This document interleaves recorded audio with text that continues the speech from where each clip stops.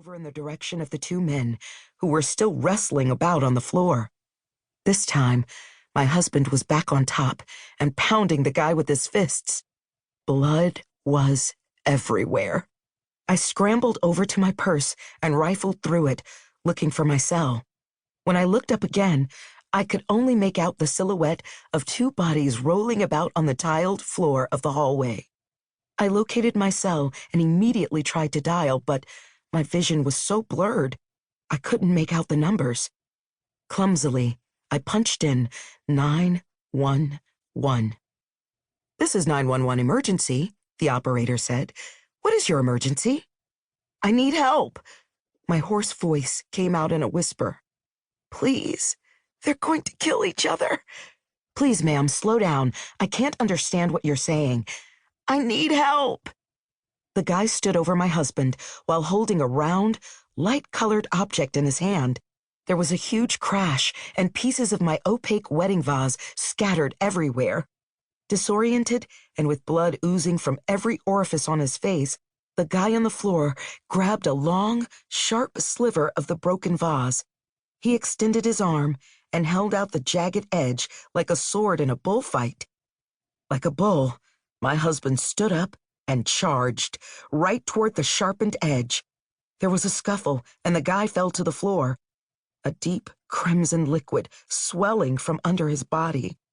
My legs buckled from underneath me, and I fell to the ground. The faint sound of approaching sirens was the last thing I heard before everything went black.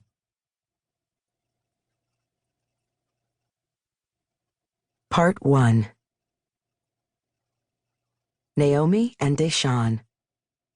1 year earlier. Sunday afternoons were my time of solace. At the age of 28, before getting married, I lived in a sexy single apartment in downtown Philadelphia. I said sexy because the place always reeked of sex. Not in the overpowering, recently finished getting down and dirty way. More like in an artsy way.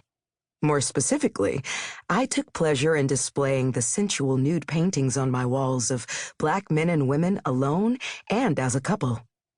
Back then, I liked to walk around naked when I was at home, especially in the sweltering summer months. It was my apartment, and I did as I pleased. My single Sunday afternoons consisted of sticking in a Polino Mosca CD and doing a little banking. It was something I enjoyed. Now, at 32, things were definitely different. I was married and didn't hang out much with girlfriends because my husband had become my best friend. I had an older sister, but to say we weren't close was an understatement. Back then, I never invited guys over much. I preferred to keep my space just that. My space. DeShaun and I dated a year before I even brought him over to my spot. I didn't want him becoming like the guy before him, who took all of 2 weeks to move out of his mama's place and into mine, without paying rent, a power bill, or even a measly cable bill. That definitely wasn't going to happen again. DeShaun had his own spot, and I had mine. My mama didn't raise no two-time fool. You got one mess up. Twice was not an option. "Move a little closer to the cage," DeShaun said.